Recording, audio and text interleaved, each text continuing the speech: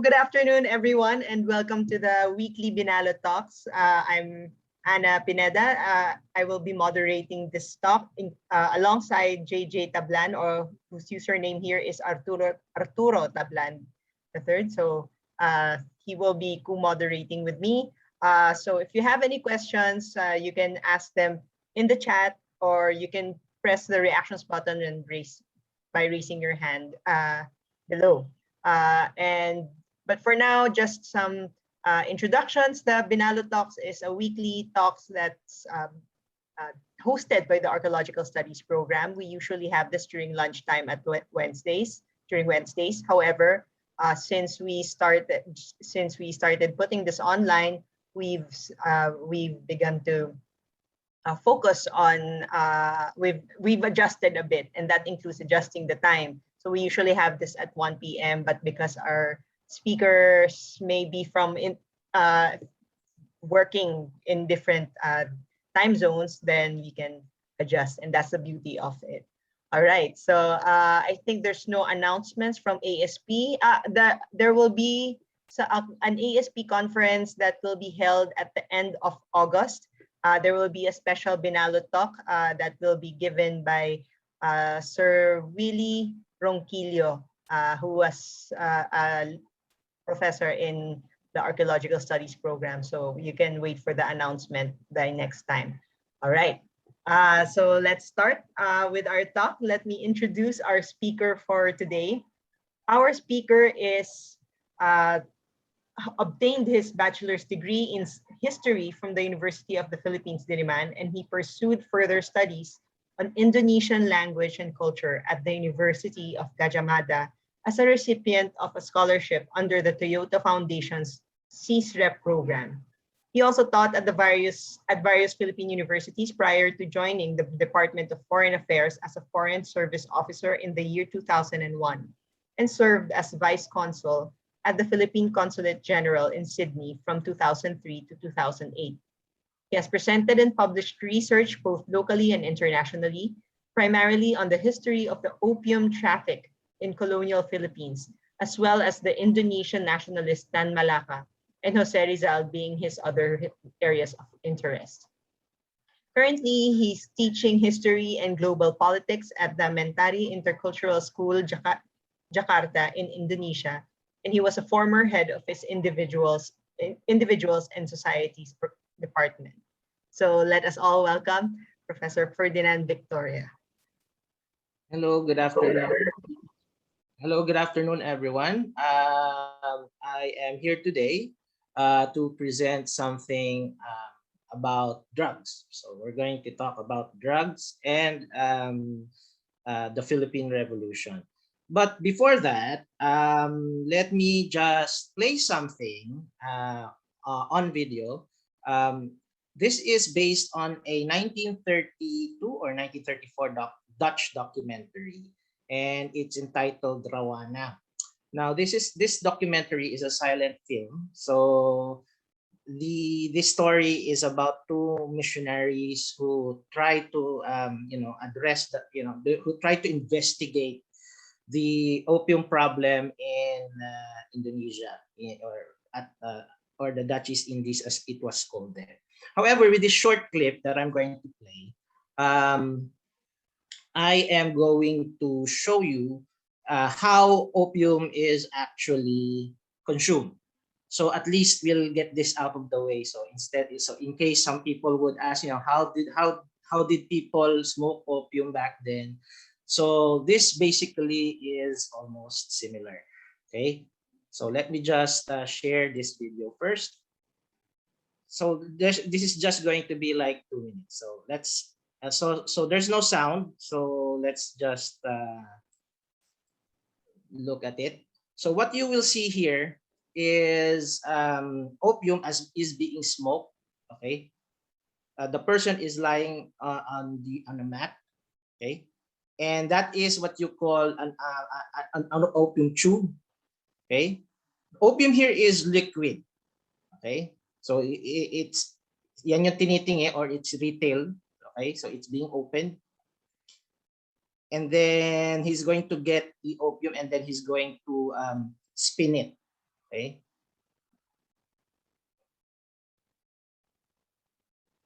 So he's getting it with a needle. Okay. And then he's going to put it on the flame in order for it to burn. And then what he's going to try and do is put it inside what we call a pipe bowl. Okay. And that's where the opium is going to get inserted. Okay. So he's going to burn that.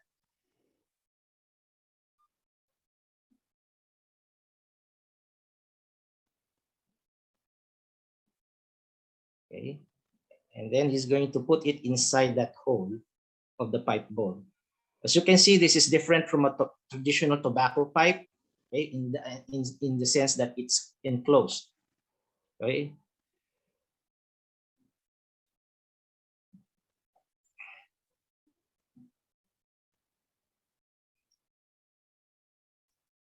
You cannot burn it too much because that will make the opium escape. So what you can just do is put it small, just enough to fit the hole. And then once it's fit inside the hole, you're just going to expose it to the burner and it's going to burn on its own.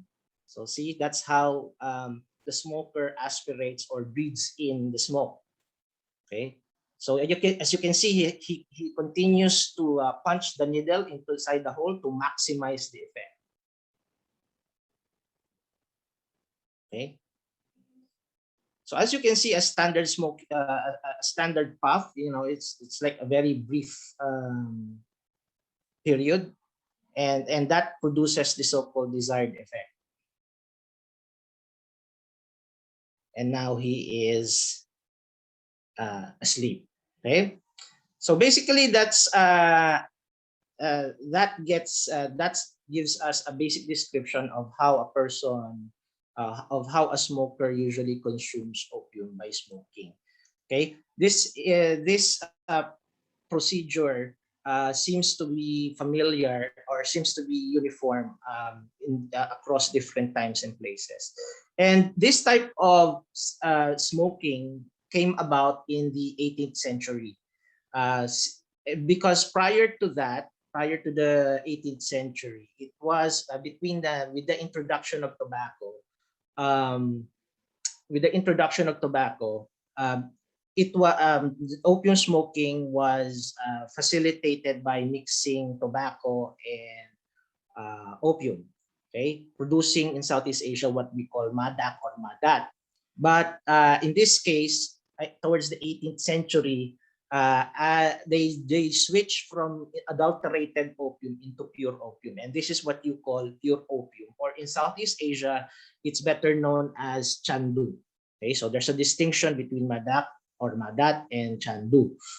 In the Philippines, we used to call it apian. Okay, apian, because it's derivation from the Mandarin meaning yapian, yan meaning foreign smoke. Okay, so basically this is how opium is smoked. Okay, and this will be our topic for today. Okay, so let me just switch to the slide, present, and okay. Is it? Oops, sorry. Present. Okay, sorry. Okay. So I will be, that's my reading for today. Okay. So let me begin our the discussion. Sorry. Okay. Let me begin by a statement that was made in 1903. In 1903, a certain Santiago Gonzalez, a school teacher from Bais, Negros Oriental, was asked for his opinion on whether the absolute prohibition on opium use in the Philippines could be done. And this is the question here that was posed to him. Okay, what was his answer? Okay, in the extinction of an evil which is so menacing to us so greatly, an evil worse than cholera itself, I am of the opinion that the only efficacious remedy is absolute prohibition, And let me emphasize this sentence.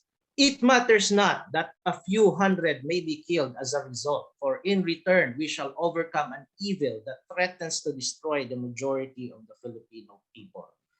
Furthermore, every habitual should be prohibited from holding any official office for two reasons. First, he would not be able to discharge his duty properly owing to the state of stupefaction in which opium leaves him. And secondly, because such a prohibition would serve as an incentive for many in trying to abandon the habit and remove their shame. What is striking from this statement is that although articulated in a different context altogether, these represented a very strong attitude against drug use, something that resonates more than 100 years later. Gonzalez, of course, was trying to communicate before a government committee tasked to recommend an opium policy to guide policymakers as regards to the newly acquired American colony, the Philippines. By painting an extreme anti-opium stance, perhaps he was trying to convey that Philippines were self-rule or independence, something which the Philippine Revolution of 1896 started. So in short, noong 1903, galit na sa drugs ang mga teacher. So anyway, this paper argues that the Philippine Revolution of 1896 triggered a series of events that would, to a certain extent, affect the course of the development of the global drug policy in the early 20th century. Firstly, it managed to disrupt 5 decades of opium revenue farming system within the Spanish-controlled territories. Secondly, sorry, let me just move. Oops.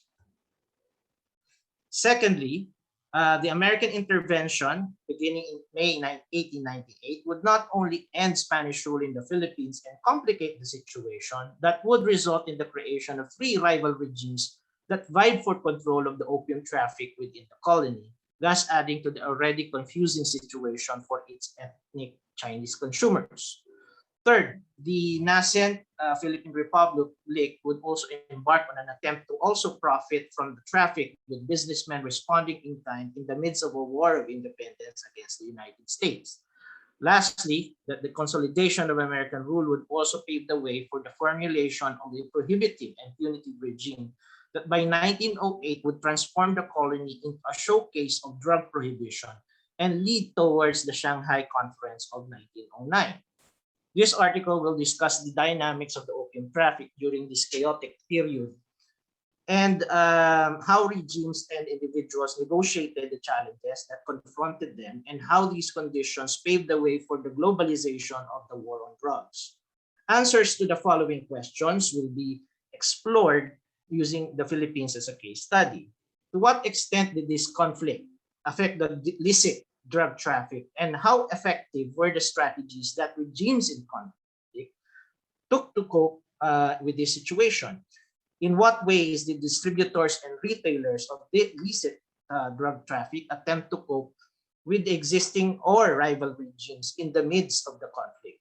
Finally, to what extent did regime collapse or regime change contribute to the emergence of the drug control solutions? There are only a few works that have attempted to provide a generalized view on how the Philippine War of Independence affected the existing opium traffic, and this paper builds on that literature. Edward Wickberg's classic 1965 study on the history of the Philippine Chinese summarized his findings in a single paragraph by stating that the Philippine Revolution and the subsequent American intervention, quote, caused serious damage to the opium business as it forced the Chinese to flee and forced opium contractors to default, especially in the conflict-ridden areas, and that the American blockade of Manila in 1898 disrupted the opium supply chain. Alma Bamero's 2006 study extended the analysis to include the Philippine Republic's decision to continue the opium traffic as a practical source of revenue during war against the Americans. Digna Apilado briefly discussed the complexities and challenges faced by opium contractors in sourcing and maintaining a steady supply of opium between American and Philippine territories, whilst meeting their contractual obligations with the Republican government. This study will examine the period when the revolution started in August of 1896 and extend the analysis to 1903, when the first debates in formulating an American-led drug opium policy began. The discussion will mainly draw from two collections of primary sources, namely the so-called Anfion or Opium Files, located at the National Archives of the Philippines, and the Philippine Revolutionary Papers, formerly known as the Philippine Insurgent Records.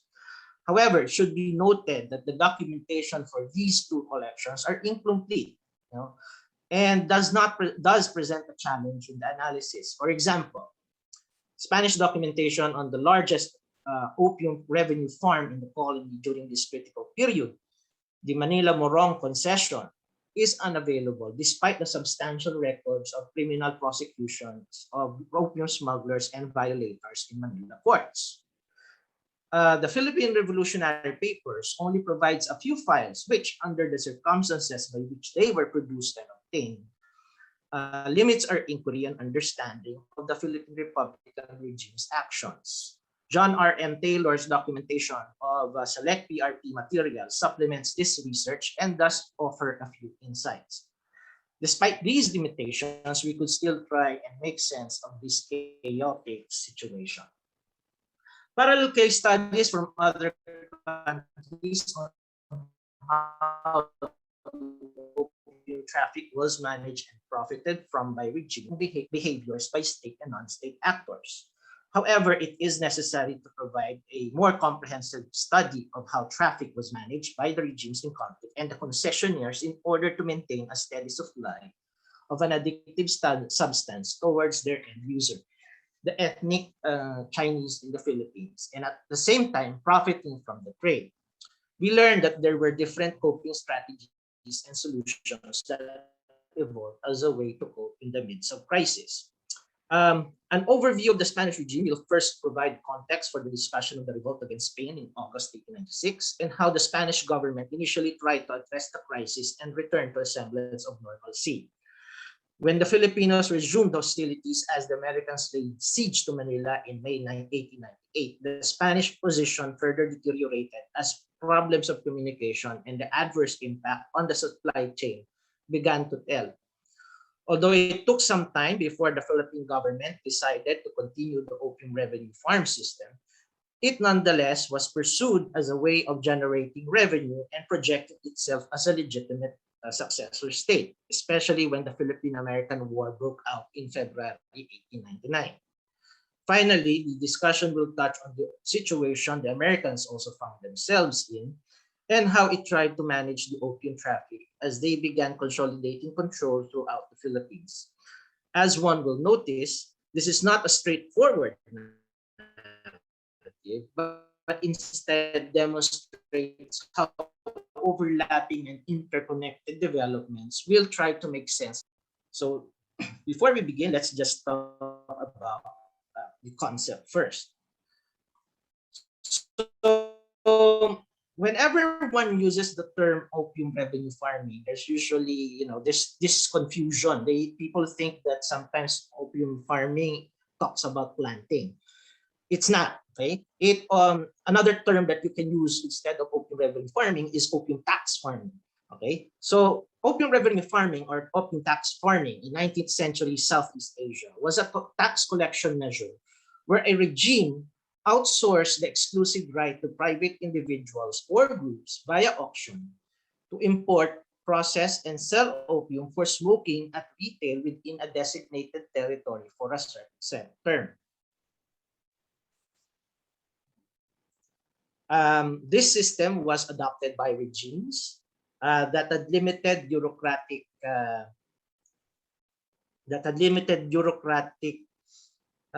capabilities for revenue extraction.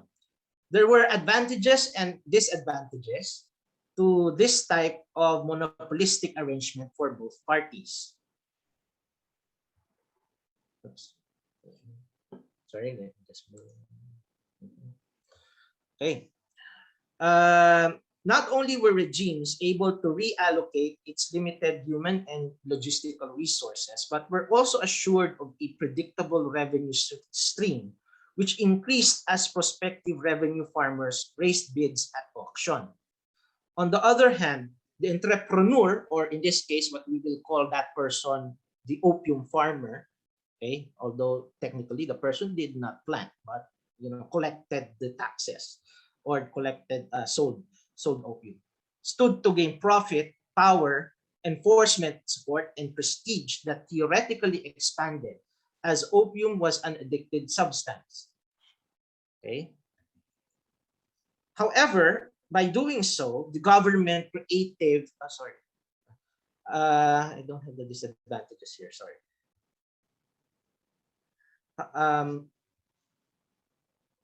Sorry, I had a mistake. However, by doing so, the government created an imperium in imperio situation where colluding bidders could boycott auctions to force a reduction in the contract price. Opium farmers having high overhead expenses or the collapse of their business due to adverse events such as war or being undermined by farmers who would dump their product in the rival's territory. So there are advantages and disadvantages to this type of system. In 19th century colonial Southeast Asia, this would have worked since if, for example, the colonial state did not have enough bureaucrats to run this type of revenue extraction. So they farmed out or they outsourced this type of service. Okay, so it gave them a predictable as revenue stream. Now, of course, this was not only applied to opium; it also applied to other types of services such as supply of hay, management of cockpits, and etc. So we will find some sort of stories related to this in Kapitan Tiago in the No Limitang in the No Limitangere and El Fili, right, wherein it said that Kapitan Tiago partly made money because of his partnership involvement in the opium monopoly or opium farming. Okay. A little bit of a history.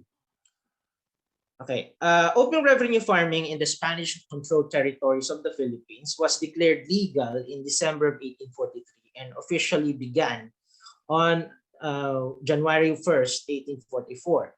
However, this concession was first limited to the Alcaceria de San Fernando, a trading center located in Manila's Chinatown district.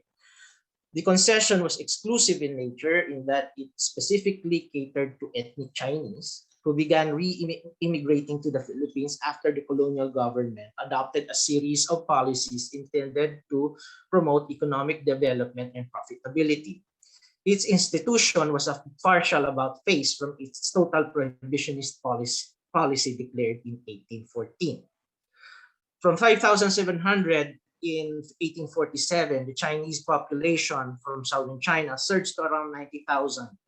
From 1876 to 1886, and by 1894, only 48 of the 50,000 Chinese were residing in the Manila area. It was hoped that tapping Chinese labor would help develop the areas of plantation, agriculture, and mining. Eventually, however, the Chinese immigrants shifted towards and became dominant in the areas of retail trade and exports, revenue farming, and coolie labor, brokering as they slowly made their way to the provinces. Another group of Chinese settlers and traders were independently establishing themselves in the southern fringes of the colony and into the Sultanate of Sulu from the British-controlled settlements, such as Borneo and Singapore, where the Spanish immigration control system was weak due to the porous nature of the southern maritime border.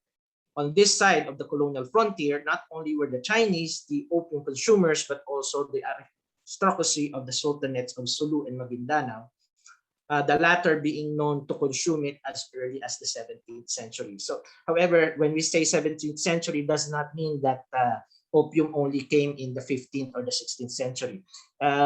It's long thought, and it's probably the general consensus now that opium was circulating in Southeast Asia even before the Westerners, the Europeans arrived.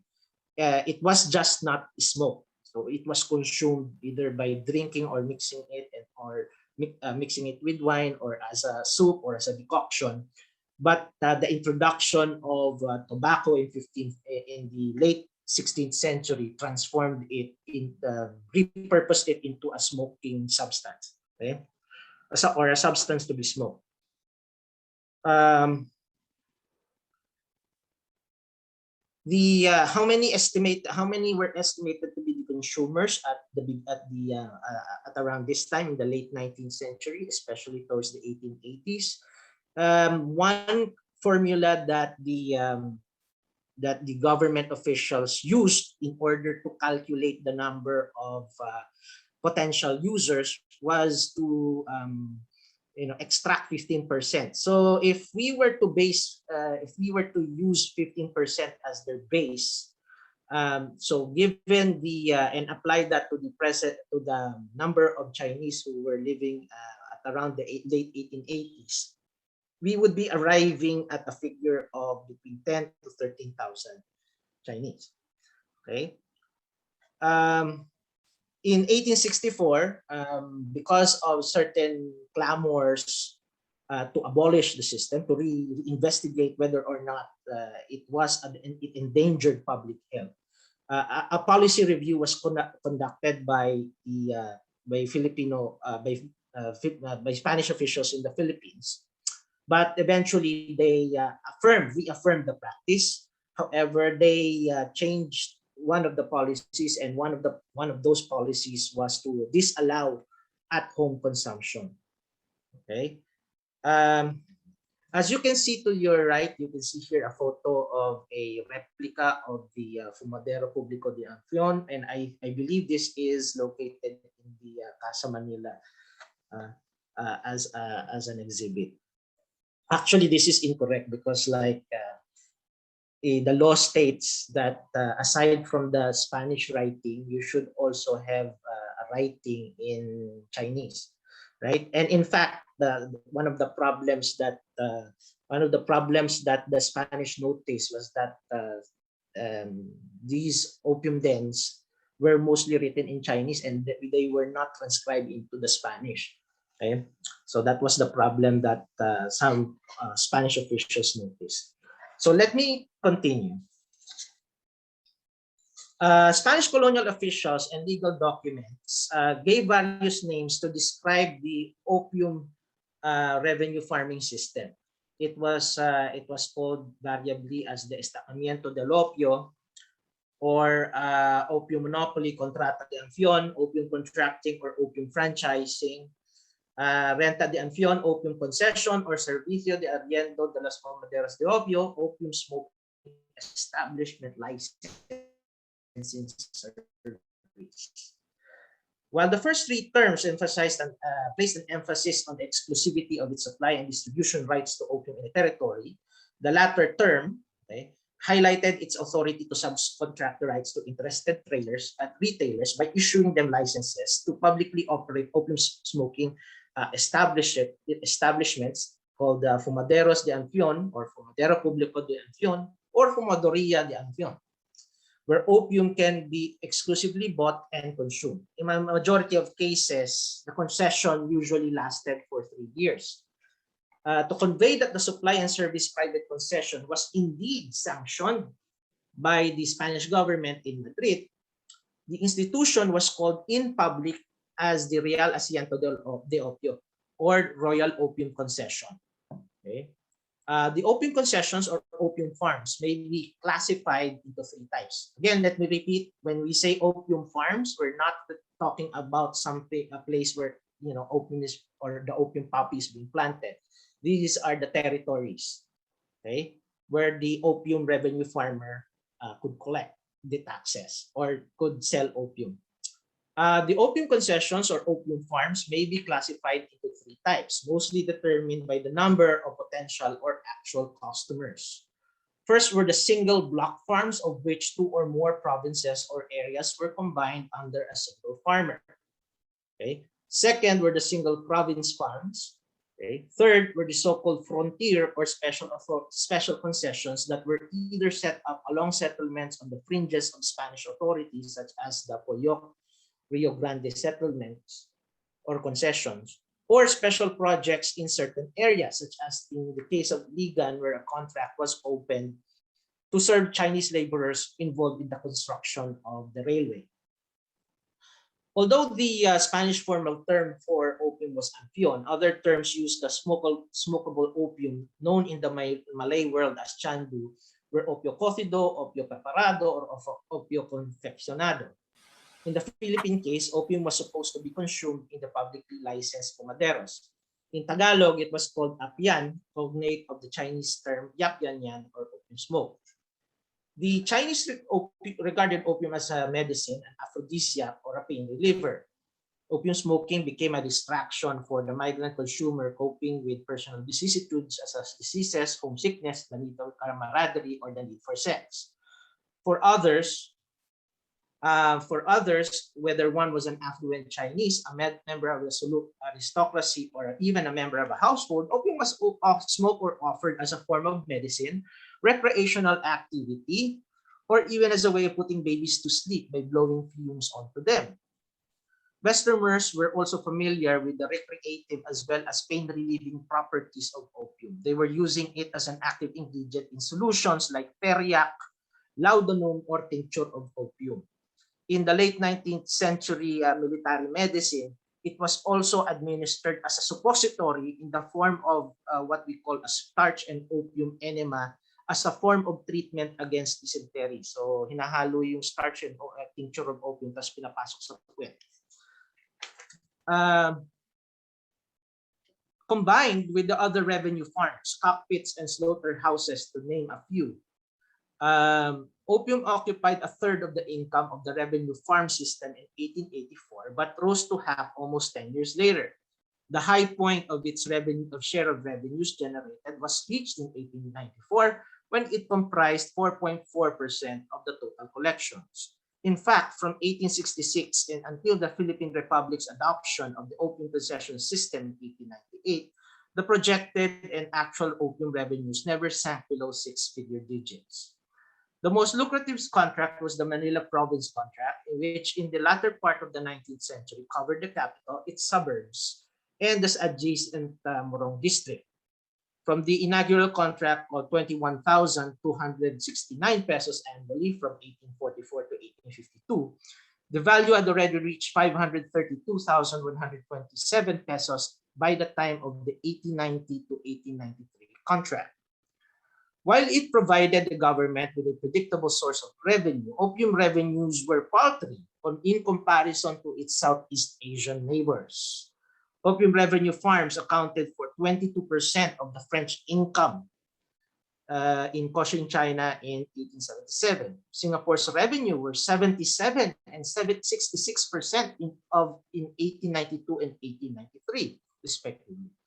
It was 18.8% in the Kingdom of Siam in 1902, while in Netherlands East Indies accounted for 18% of the total revenues in 1895. Even British Burma's similar exclusionary opium regime collected an average of 8.5% from 1861 to 1885. In short, the Spanish government was not heavily dependent on opium revenues as the consumer base was small owing to its Chinese-only policy, but provided a sustainable and predictable source of revenue as it struggled to keep its remaining colonies afloat after it lost its American colonies in the 1820s.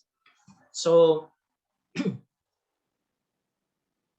this is an example of a certificate that was issued by the contractor. Okay, so usually the name the contractor or the opium farmer went by contractor, okay, or contratista, or in this case you could also call the person the asentista. So the asentista of Manila in the 1868, whose name is Alejo Felix, he dispensed to this Chinese by the name of Tantoko a few three tahils of opium. So a tahil is like 36 grams. okay, the equivalent to 36 grams. Okay, so the Real Adicento de Opio, this is like the royal offices. Okay, so this is the hub, so to speak, where the contratista was dispensing opium to retailers. Okay, so let's now begin our discussion by looking at what the system or the extent of the farms, of the opium revenue farms that were in existence throughout the 50 years. So initially it started off in Manila in 1843, and then it exploded into the provinces in 1851. But at first there was a single block first, meaning there was only one opium farmer. It was Matias Sanz de Vesmanos, who held, Manila, Bataan, Batangas, Bulacan, Laguna, Pampanga, the cities of Manila, Cavite, and Zamboanga. So that was the first ever drug lord, so to speak, who handled most places in the Philippines. And then over time, it started breaking up. Okay, the big blocks started to get broken up as more and more Chinese were present, and more and more farms were being created out of it. Okay, so here these are some of the blocks and the farms that were being created out of it. Okay, so much so that by the last one, so that was being created was the so-called Iligan farm. And again, as I already mentioned, it has something to do with the creation of that railway project. Okay, so this gives us an idea of which places did the opium farm operate or were open. So let's now go to the situation in 1896.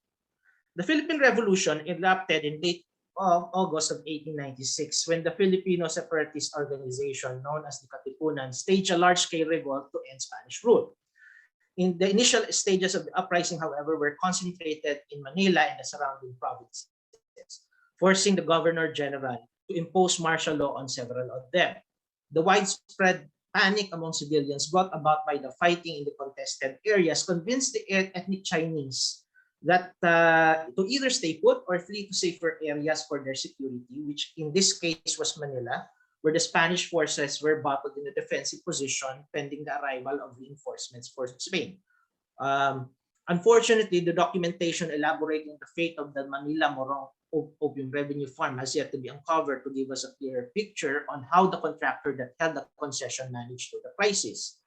However, what we do have is documentation from the surrounding provinces that were directly affected.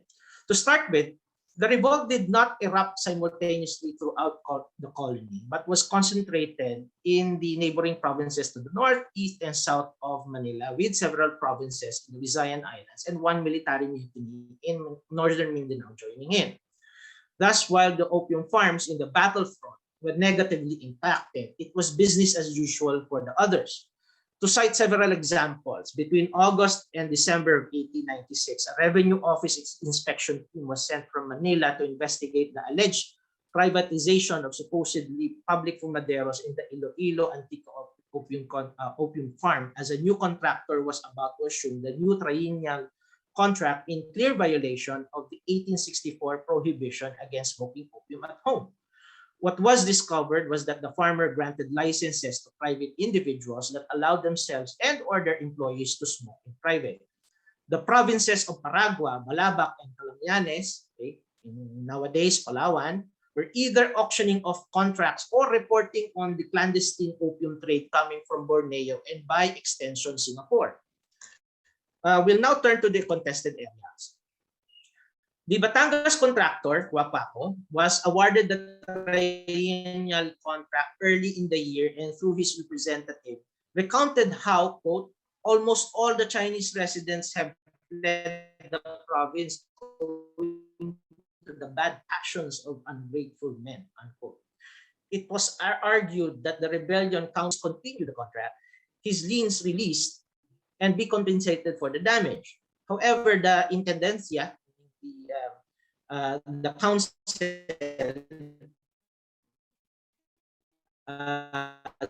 disagreed in a on November 1896, which since aside from pestilence, famine, floods, fire, and earthquakes, the contractor cannot demand any compensation for the damage that the rebellion was causing. Another revenue official responded on 20th of November 1896, who believed that the government should allow Kwaku to rescind the contract for two reasons. One, the government was unable to fulfill its commitment to retake the rebel towns. Secondly, it could also avoid litigation proceedings.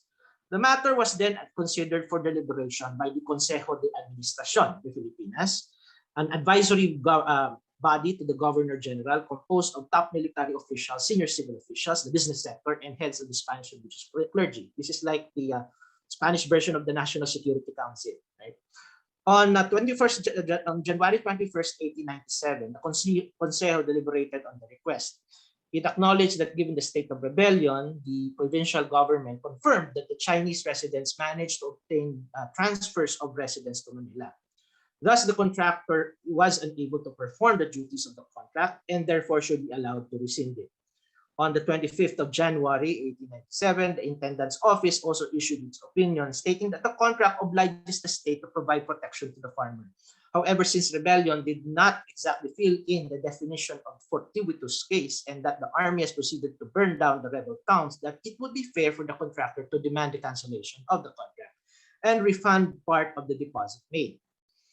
On March 6, 1897, however, another Chinese, Joaquin Inchausti Tantiongco, offered to continue but providing of opium to the barely half of the Chinese who still remained in the towns of Tuy, Balayan, Talisay, and Nasugbu of 150 pesos a month until the contract was re-auctioned.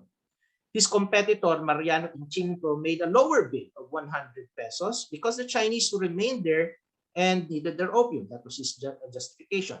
It was better for the government to collect that money rather than have them secure it illegally.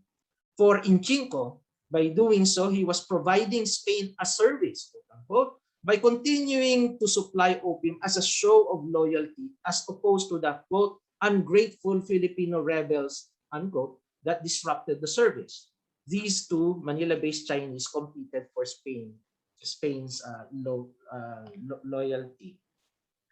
The revolt particularly affected the interest of not only of individual opium farmers, but also the opium dealing firm Aenye y Compañía, which most likely ran the Manila Morong farm. The company was named after Ramon Aenye, an opium farmer active in the 1870s, the owner of Maria Cristina's cigar factory, the mayor of Manila at the time the cholera struck the city in the 1880s. Among his associates in the firm included fellow contractors Matias Lecaros Sanz de Bismanos and Carlos Palacca. When the revolt by the Filipino rebels. In the case of Cavite provinces, Don Juan Versosa y Dominguez, an IA associate, who also got an 1896 to 99 contract, also requested cancellation in a letter dated October 3, 1896 to the Intendencia, also using the force majeure argument, also requesting remuneration. It was also opposed by the counsel Benito Perdiguero. Versosa that December reiterated his request by securing the Cavite military governor certification of the state of rebellion. Another official sided with Versosa, citing that the horde of rebels have indeed wreaked havoc on not foreseen in the definition of fortuitous cases. The Consejo again met on the 29th of April, and the contract was again recommended to be rescinded on a similar basis. However, the refund, as the body recommended, should only apply on the date the request for cancellation was filed. The Intendencia upheld the recommendation with the refunded amount being counted from the last date of the last payment in the contract. On April 1897, Don Antonio Berruete Chanchaco of San Roque, Cavite, offered to reinstate the opium distribution in the pacified towns and prevent the consumers from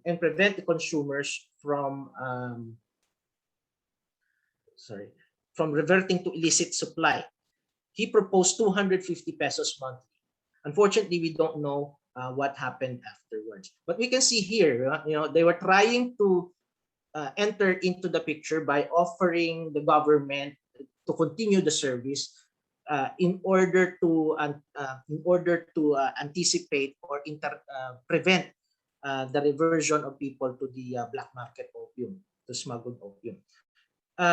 In the case of Bulacan Province, contractor Emilio Cotinco, as represented by Ramon Aye and Compania, was already setting up his network of agents as he just acquired the 1896 to 99 contract that July.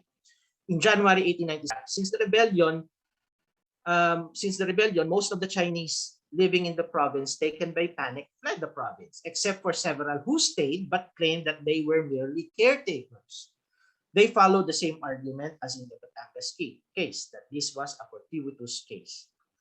In Laguna province's case, the Chinese Pacheco reported that as a result of the rebellion of November 1896, residents and consumers from Chinatown left the province, leaving their caretakers in the process. He then offered to provide opium for those who remained and likely won because in December of 1897, he requested the cancellation of the contract, citing lack of consumers. Surprisingly, this did not deter the provincial government as it announced bidding for a new triennial contract worth 34,921.50 pesos as late as April 98. Finally, given the sudden disappearance of the Chinese in even the areas further north affected the opium farmers. Alfonso Polengchi, who represented the contractor Federico Gamir Cositien in the Pangasinan Zambales contract, reported the delay in the remittance of proceeds on October 1896 due to the disappearance of the Chinese and requested for a revision of the remittance since the contract was already ending anyway. In Nueva Ecija province, where a fierce battle was fought from September 2 to 5, 1896 between Filipino and Spanish troops, the opium business collapsed as the contractor's assets were being auctioned off as he defaulted. Among the items put up for sale were 3 opium tins containing 28 pesos in total, 1 opium jar with 6 tahils or 220 grams worth 9 pesos, 1 small box containing 22 pieces of opium packaging, perhaps the one that you saw in the video earlier, 16 Chinese card packs, weights for measuring opium, and various furniture pieces. Luis Oiglianco who appeared to be the winner and reported the licensing of 41 fumaderos in 13 Nueva Ecija towns in February of 1897. Eventually, the fighting temporarily stopped when truce in December 1897. Spain failed off the rebel leaders to go into exile in Hong Kong. While fighting still continues sporadically, there was a sense of return to normalcy. Or was it? In November 1897, the government deliberated on a proposal by Don Enrique Rosas Vergara to cultivate opium and endorsed by the Board of Agriculture. Now, this wasn't the first time that such a proposal to plant opium poppy in the Philippines was being considered. It was already being considered as early as 1847. The Intendencia made the following recommendation on 15 January 1898 that it should be made a private monopoly. To empower multiple concessionaires would only lead to the smuggling out of opium and will undermine the revenue farms. With strict surveillance of the plantation, it may be cheaper to produce it locally rather than import it with a lower price would help sell it to more Chinese consumers. It is unclear what happened to the proposal as the agencies were still deliberating on it as late as April 1898. Finally, we have the Cebu Bohol farm. Under the Spanish dispensation, the previous contractor was a rich Chinese merchant, Nicasio Veloso Chiong Chuico, who ended his triennium contract of 116,280 pesos in April 1898 and unsuccessfully tried to take control of the Negros opium farm. He was supposed to be replaced by the Chinese Jose P. Uy Hun Tioko at the amount of 1,404 pesos a month. However, a rebellion against the Spanish rule broke out in the provincial capital Cebu City on the 3rd of April 1898. On the 7th of April, the commercial quarter um, burnt down Calle Escolta. Calle Escolta, forcing 300 Chinese to evacuate to Manila. Although Spanish control was subsequently regained control of the city, the rebellion persisted everywhere elsewhere. Thus, in the case that followed, Doña Genoveva Rosales on July 1898 bid the amount of 500 pesos a month. Rosales, it should be noted, was the spouse of Veloso. Similarly, on October 17, Ricardo Liautoc of Manila was bidding for the Cebu Bohol farm in the amount of 200 pesos a month, claiming that there was no contractor since the 3rd of May and that there were fewer Chinese residents, that he proposed to provide them with a service rather than have consumers tap the illicit market. Now, of course, let me just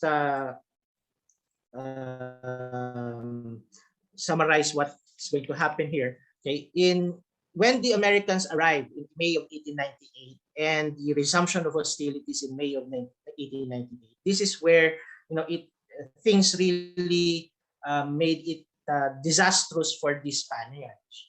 Okay, because they could not communicate with the opium farmers, plus because of the naval blockade, they were not able. The opium farmers were not able to access opium, and so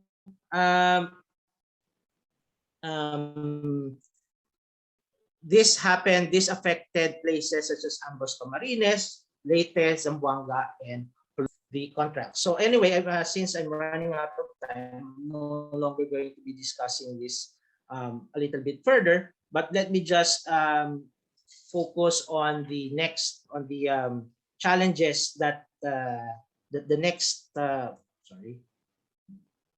government the Philippine government tried to do. Okay, so the Philippine government, when it assumed responsibility, they also found it expedient to continue the opium revenue farming system, simply because they wanted to, obtain funds that could fund their army in the government. So here, the green ones represent the ones that were announced in auction in November of 1898. Okay. However, there were more other, very important people that tried to do this, that expressed interest, and among those was Carlos Palanca. When war against the Americans broke out in February of 1899, they also tried to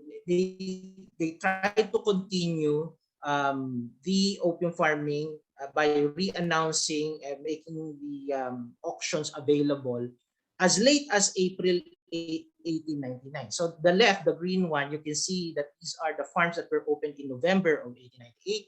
The ones to the right, you will see the ones that were announced in April of 1899. Okay.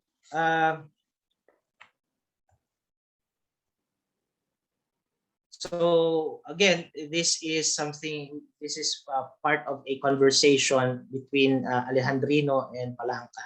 Okay. Oh, where is it? Okay.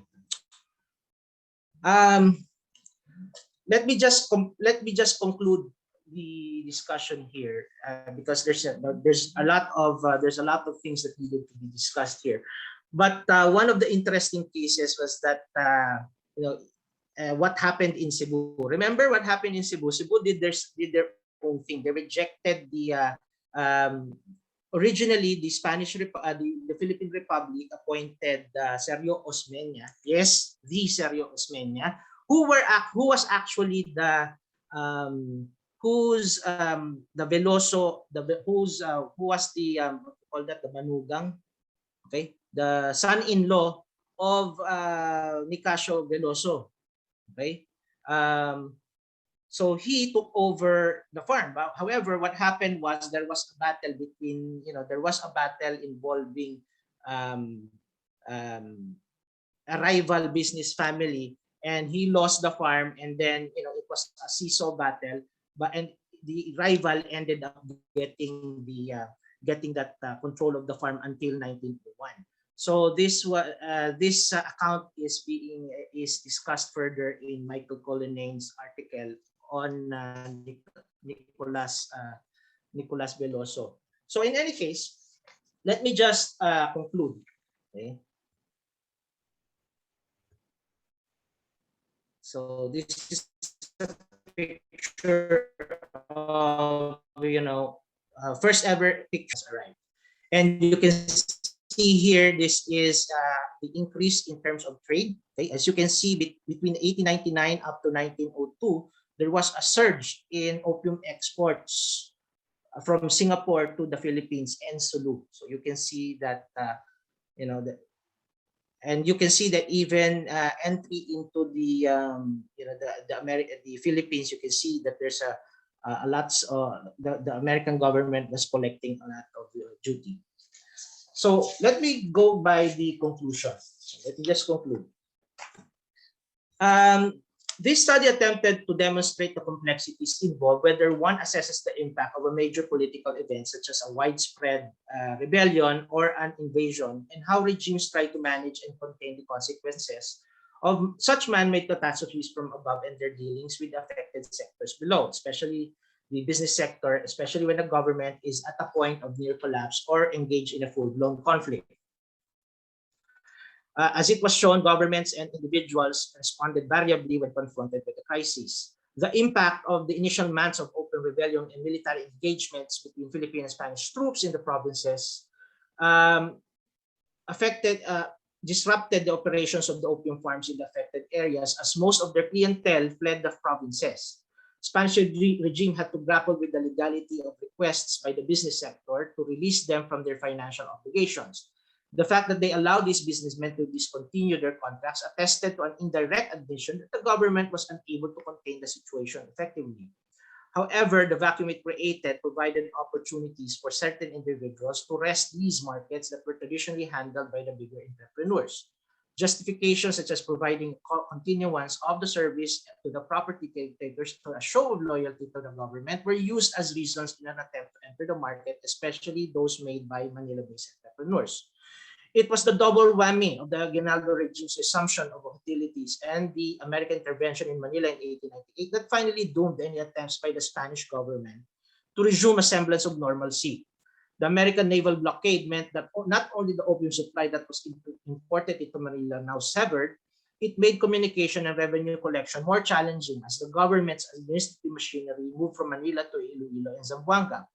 The assumption of the Philippine regime as the legitimate successor to the Spanish colonial state also signaled its intention to establish continuity of governance in some areas of the economy for the purpose of bringing about financial stability and political recognition.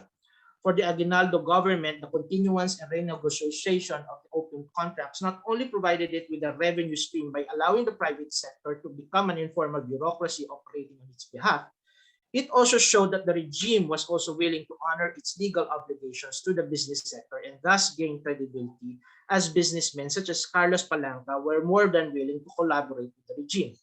This also explains why, as the war with the Americas escalated in the months that followed, that the Philippine Republic still announced the reopening of auctions of opium farms in some 30 provinces.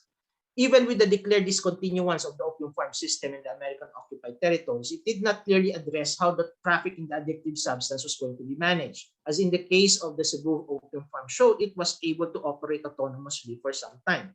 As a consequence, the surge in opium import in the initial years of American presence was an indication that there was a substantial consumer population, which could have further increased as the cholera epidemic of 1902 provided the means for Filipinos to gain access to the drug and magnify claims of a corrupted nation caused by the drug and by extension the Chinese menace.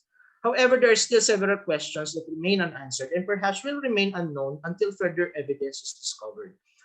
To what extent did the Manila opium farm respond to the evolving situation?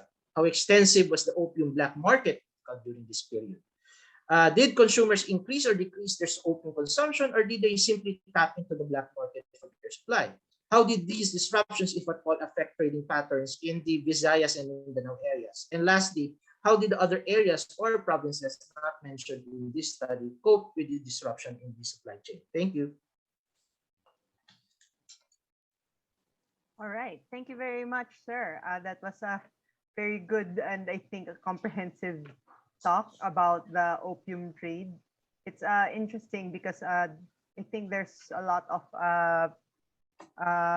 concepts that's very new to us, especially it's apparently very, what do you call it? It's so very influential sa concept ng regime change at saka sa revolution, which is something that is I think for me it's also different.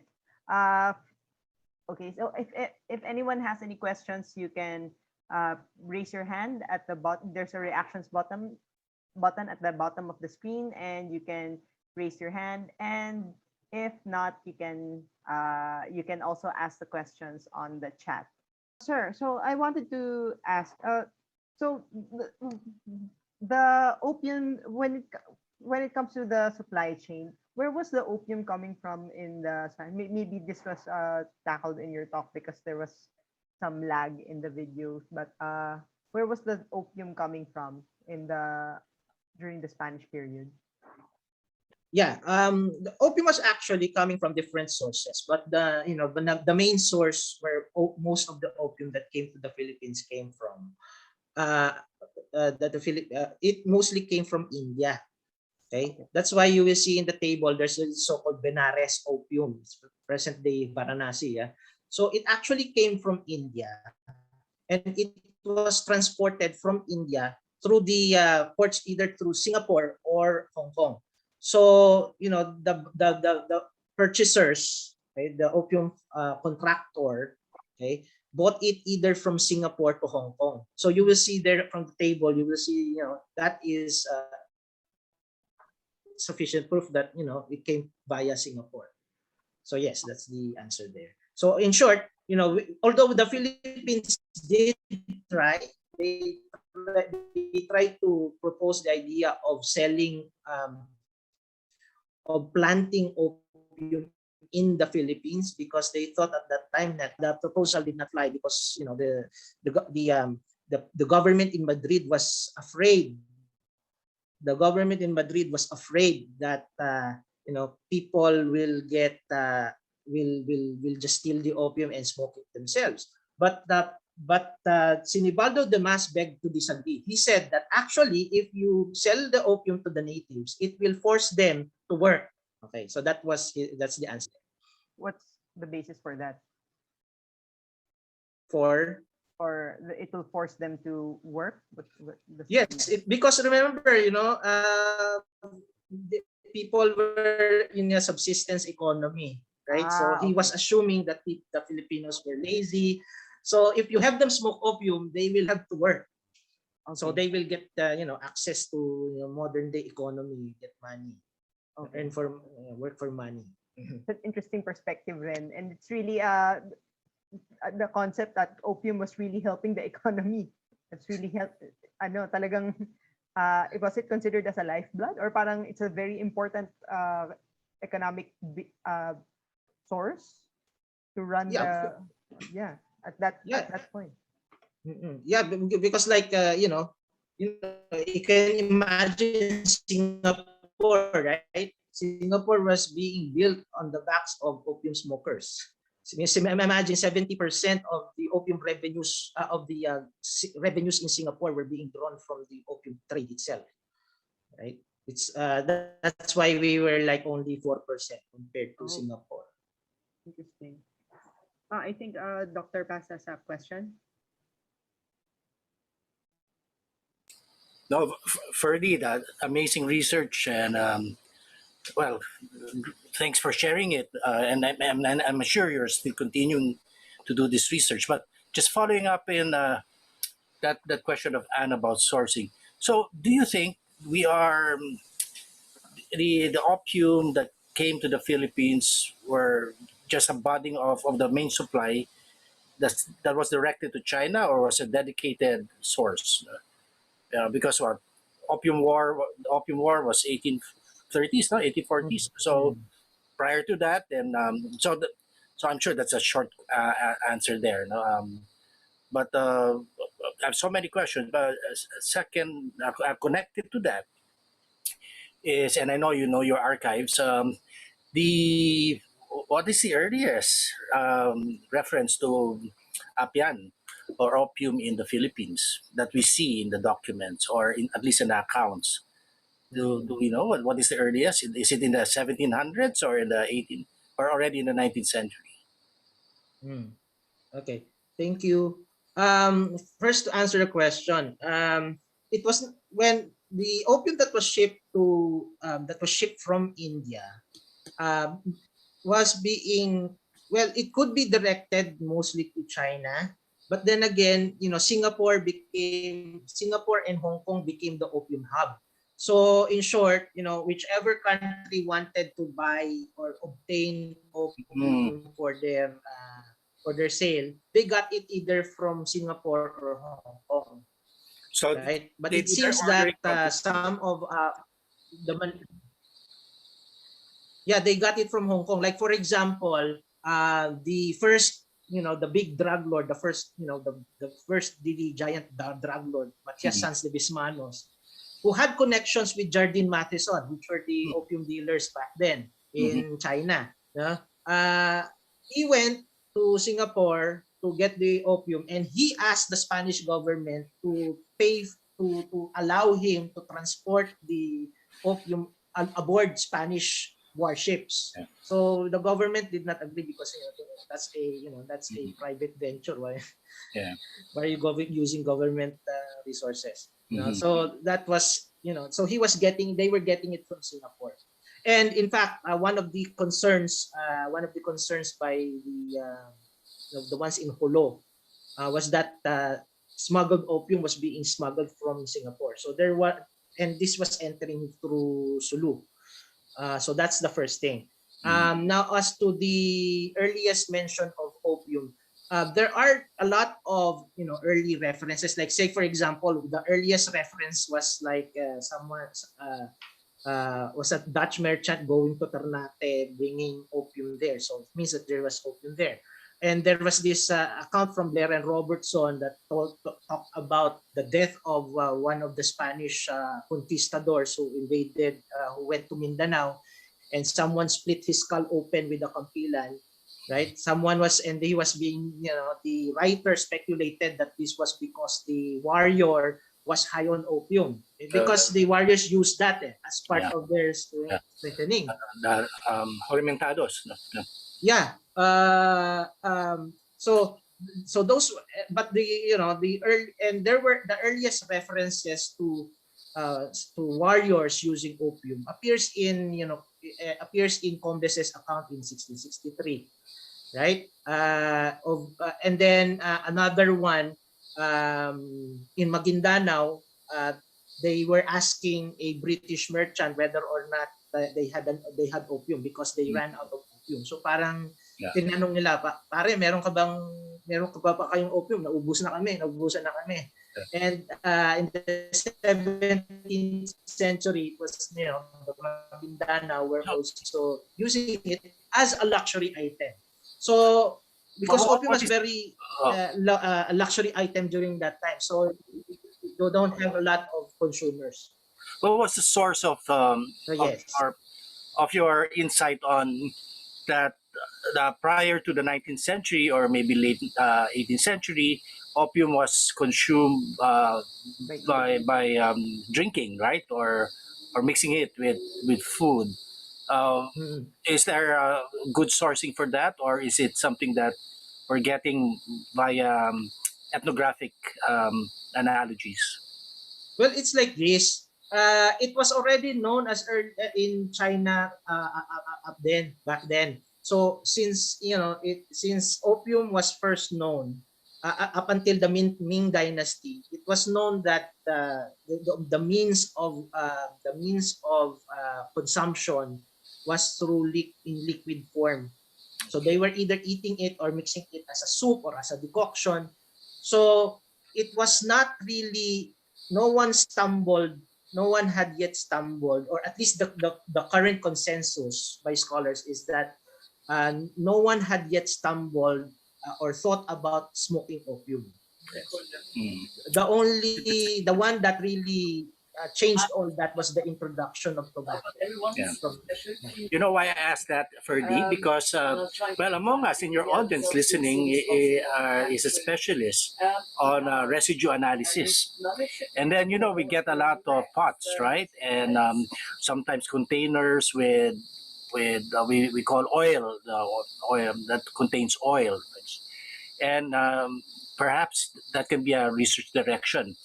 Archaeologically, to find a signal, right, a signature for residues of opium in that form.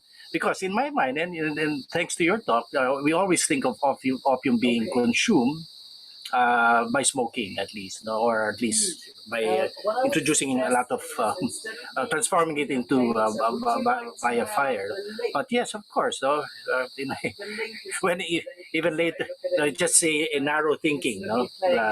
That we see a lot of accounts and in the movies, though, where opium is being drunk, you know, in Europe.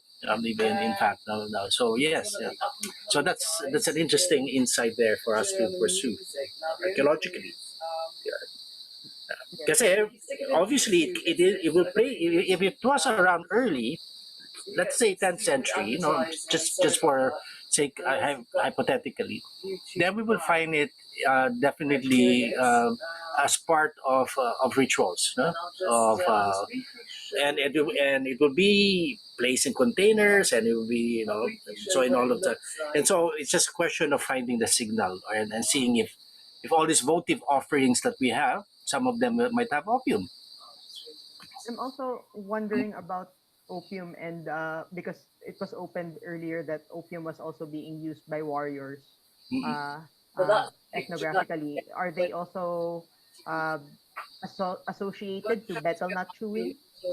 So maybe because that's another uh, enhancing material, or are the warriors or also consuming either opium or betel nut, or But is the it both?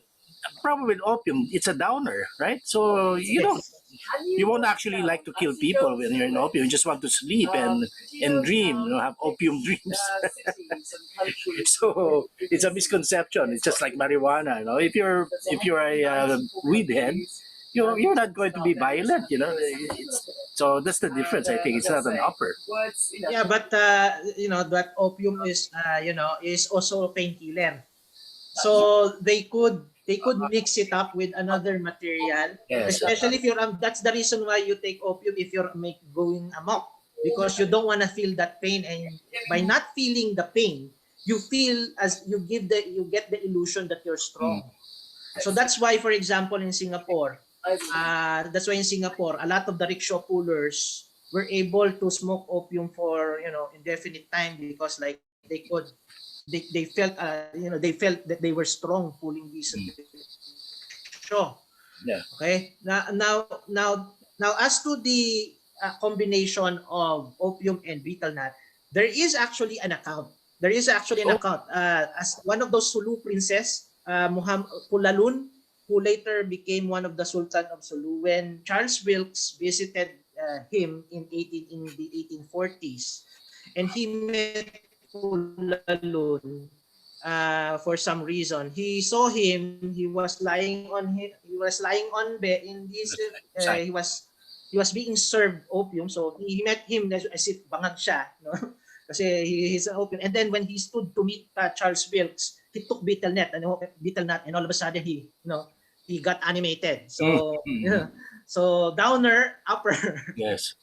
But yes, in the Southeast Asian accounts, you have warriors taking opium and mixing it with something, and then according to some of these accounts, it makes their head spin.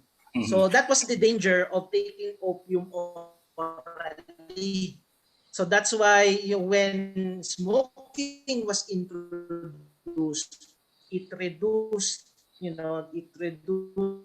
what you call that, the mortality rate, because like very young, right? By smoking, you just, you passed out. That's it.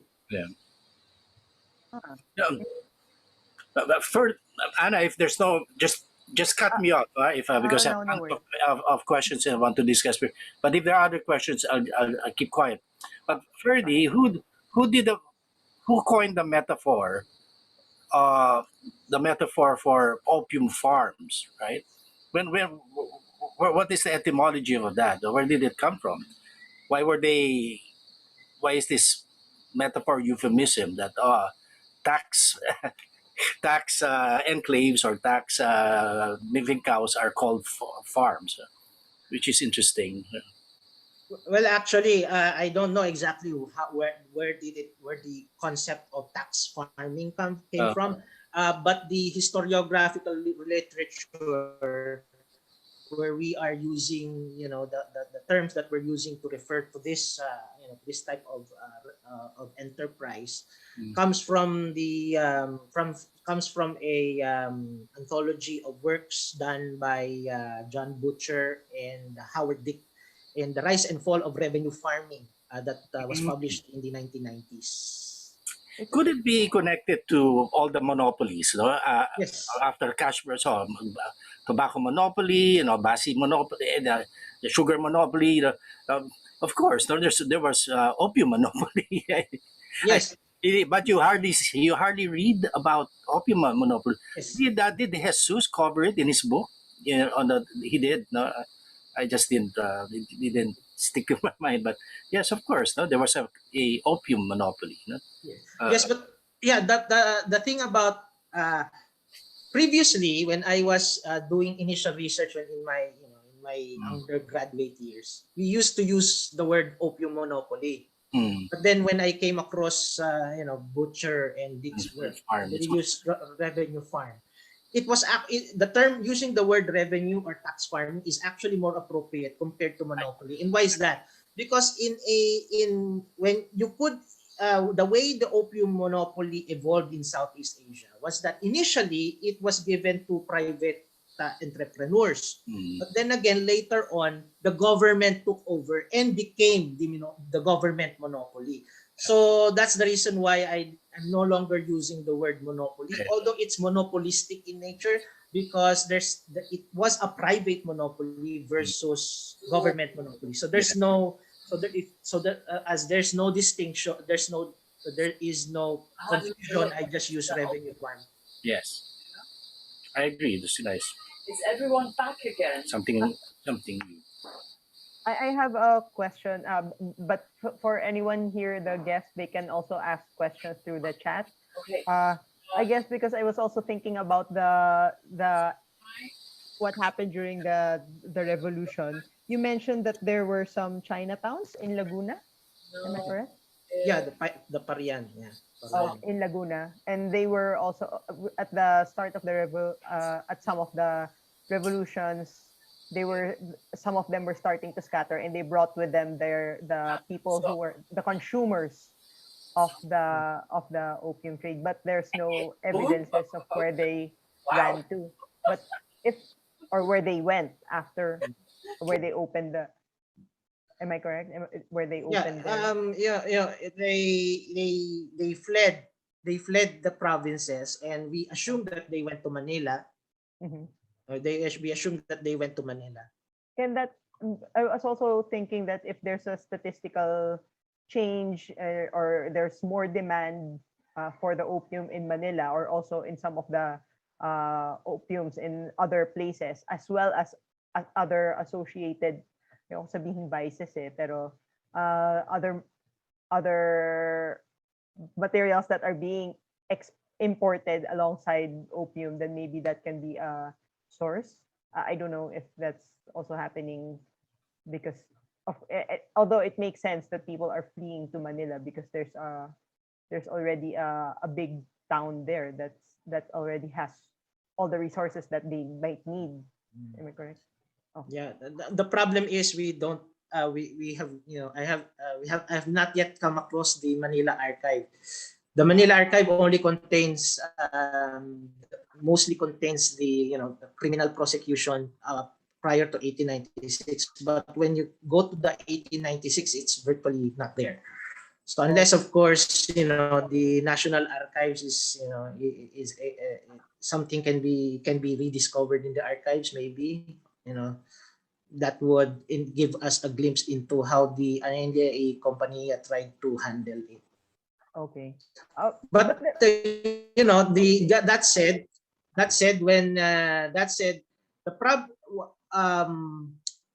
when the Aguinaldo government took over, one of the problem, you will assume that the Manila contractor that took over the job for Manila would get a lot of money. However, in his report, and his only report in January of anything, he was only able to collect 300 he entered into a deal of a 505 peso a month deal. Yet he was only able to collect 300 his expense, what you call that, he was only able to collect 378, and he was offering the government to just give the government 375, so which meant that he only had that 3 peso profit. Yes. But of course, that's what he reported. Yeah, that's what he reported. Yeah. That's what he reported. No, So that's actually the danger of giving these things to private contractors. They will tend to try and Underreport. misreport, underreport, or they will try to collude to force the government to lower its intake. let me And just that was a share typical strategy that they did. that I like your point that you said at the very beginning, and then you tied it at the end. This penchant of states and government, and some people with good intentions that were very much anti-drugs, and they have these draconic solutions, right? And like you said, they swung back to prohibition after the regulation, and during the American time and so. But look, my grandfather was a constabulary officer, and this picture survived in his archives, right? And what you're seeing there is Cavite Opium Raid, 1931. And if you notice, the opium den is smack in the middle of the main street. How do we know it's the main street? Because that's all stores. No, it's not a side street, right? That's 1931. This is Cavite. So you can imagine the extent of opium, and it never left us. Just like it will never be. The best approach really is regulation. Like all of, even the Spaniards already thought about. Everyone thought about that. If you prohibit, then you will just have all these syndicates taking over, and all these drug lords taking over. Which again, and then I have a question for Didi. You mentioned that as early as 1847, they were already considering planting opium, literally making opium farms. We have no evidence that they actually did it, no? I mean, like in Baguio or in Tagaytay, right? Or in the foothills of the Sierra Madre in Tayabas. No, there's no evidence that there was no evidence. They actually ran a study, but we don't have the, unfortunately, the results of the study are not available. But but they were already looking at the area of Antipolo. Oh, okay. That hilly area there. Yes. But then again, that it did not transpire because again they were fearful that the natives, the Filipinos, will get their hands on it. Well, let me just comment on when the revolution took place, and then of course later on the regulation under the Republic of 1898.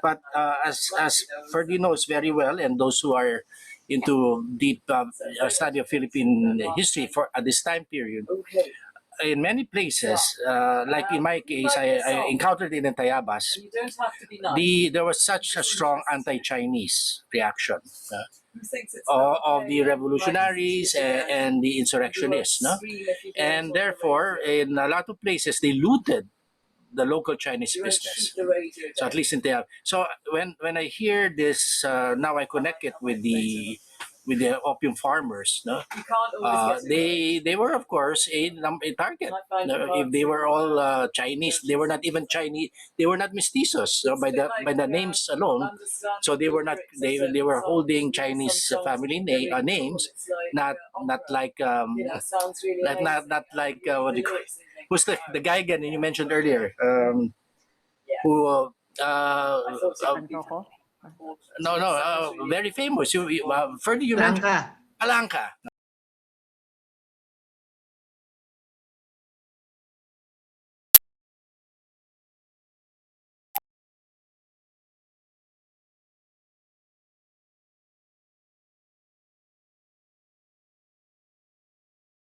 So they are not mestizos, no?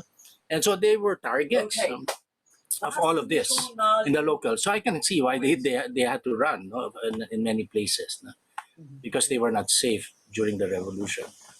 But actually later on in 1902, they became the Filipinos' best friends. I see. Okay. Because remember in 1902, the Philippines was struck with the cholera epidemic. Yeah. And the Chinese friends started giving them opium because like, hey, you wanna, you know, cure yourself of the cholera, you know, and take opium. Okay. Like you said, there's an enema concoction, no? Yeah, that's for soldiers. Yes. And then can you shout out the house events? Starch and opium enema, suppository for soldiers. Or yeah, so I have, I guess, another question that maybe outside na rin. Because I guess you already know Marco Lagman, who worked on the Manila, the women in Manila, and also looked at the historical archives. Are there, regarding this, of course, this is probably not associated, but when it comes to drugs, it's also associated to urban living, and then there's also prostitution. Are there also some prostitution ongoing in some of the opium dens, or I don't know? Yeah, I actually there's actually, it's circumstantial, but there were actually a few women that were looking at, because I did a preliminary search of the, you know, the criminal side of the opium files, and I found several women. There were like 4 cases of women that were arrested because they were inside the opium den, because like women were not allowed inside the fumadero. So what were they doing there? Well, they could be serving, because if you saw the video, you know, it was a very tedious process to prepare the opium, you know, and in the luxurious ones, the luxurious dens, okay, someone actually did it for you. Now, it could be that those women were serving, but you know, the fine line between serving and prostitution is very blurry, especially if you're inside the fumadero, you know. But nonetheless, some of them were imprisoned and were arrested and imprisoned, and they were claiming that, hey, you know, I'm just, you know, I'm just innocent, I'm just hanging outside, you know, why are you going to arrest me? So yes, there were women that were arrested. Now, as to the issue of whether or not there were women drug lords, yes, there were. Okay, the first what I can say, the first woman drug lord was, I can name the name, Maria Regidor Sanz de Bismanos. Now, how did Maria Regidor Sanz de Bismanos become the first woman drug lord? Well, it's because her husband Matias Sanz de Bismanos died, and someone had to take over the business because the contract stipulated that your family will continue the contract if the principal died. So the principal, Matias, died. She took over, and some of the the farms, the farms were later on purchased or bought by by someone else. So that's the first one. The second one, the second lady drug lord was Genoveva Rosales, the spouse of Nicasio Veloso Chiong Tuico, the father-in-law of Sergio Osmeña. So yes, Osmeña, mga biyanan niya, drug lords. Okay. Okay. That explains a lot of things. And also Osmeña was a drug lord. Which makes sense. There's a question here. Before I'm sure there's a lot of other questions, but there's a question here from JJ Saldivar. Were there any naval action or maritime interdiction recorded regarding the exchanges siguro of the opium, of the trades of opium? As to maritime interdiction, yes, I think there was the so-called Bunga incident. If you want a story, or if you need to consult that story, I think that story has been told in Bamero's article, in Bamero's account, because Bamero focused on smuggling. So yes, there was that incident. But of course, during the American period, yes, there were problem there, and this is one of the problems. And this is one of the problems during the as they were trying to finalize the opium policy towards the Philippines. One of the major concerns by the Americans was that, hey, the Philippines is a very big, archipelago. Yes. How can you expect us to enforce the opium, to police, if we are going to do total prohibition? And the commissioner, the member of the Opium Committee that responded, who was Jose Albert, okay, the Filipino Jose Albert, the only Filipino in that Opium Committee. He said that, yeah, well, in the committee, we already considered it, and I think the American government will be able to monitor and interdict the opium smuggling. Okay. But they were wrong. They were really wrong. Ferdy, short question. What's the opium in Spanish is anfion, right? What is the etymology of that? Anfion, no? Anfion. Okay. Well, there's actually a debate on it, Okay, so but there's actually a debate on it. But it's thought that the general consensus is that anfion is derived from afyun, which is the same, which is derived from the Arabic or Persian, right? So, and is a possible corruption of the Greek opion. So opion became afyun, and it became anfion. Right? And what is it again in Bahasa? So it should be sharp as. What is it in Bahasa? In Bahasa, it's chandu. What? So that came from South Asia, I guess. Chandu, is it? Sounds South Asian. Yes. It's South Asian, and it so now in Southeast Asia it's called chandu, which is also actually the Bahasa for addict. You are right. For addict. Yes. Oh. Okay. Chandu. If you're it's a generic term. If you're an addict, it's called chandu. All right. So now it's it's now it refers to an addict. Okay. So not necessarily regarding opium. It's more, it's a catch-all phrase. It's catch-all word na. Okay. Yes. All right. I think when I guess there we can, because it's almost 4 pala, we can ask more questions, or if there's any other questions, you can ask them. But I think that there's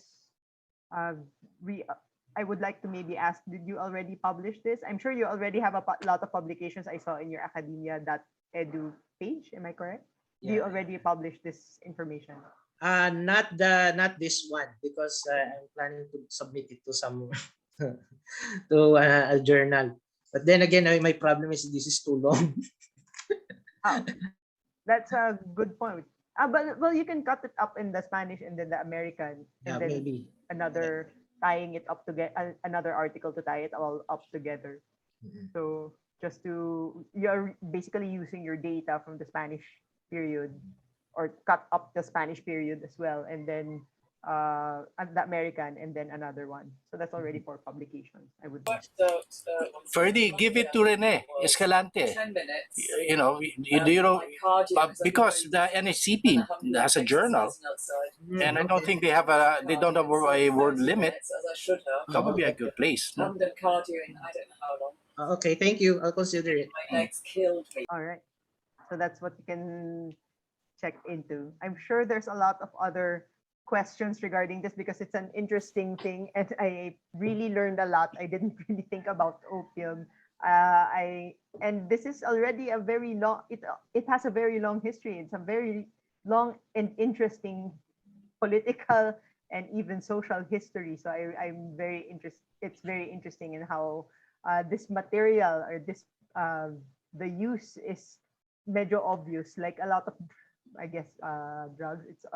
It's obvious, but it's still hidden, still unstudied. And maybe we can encourage some of the students here to also continue this study as well, and they can also ask you questions. You will be open to answering questions, and we also look forward to seeing and reading the coming articles that you will be publishing. All right, and with that, thank you so much, Sir Victoria, for this wonderful, wonderful talk.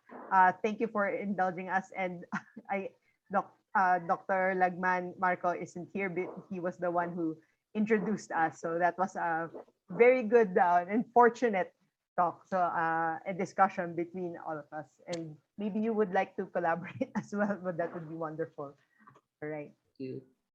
All right. And before anything, so next week we will have Professor Louis Montemar from Polytechnic University of the Philippines, Democracy as a Memeplex, Patronage, Democracy, and Local Elections. So he will be talking, it will be focused on political science as well. So coming from also a historical view on politics and drugs, we will now maybe take a look at the more contemporary side.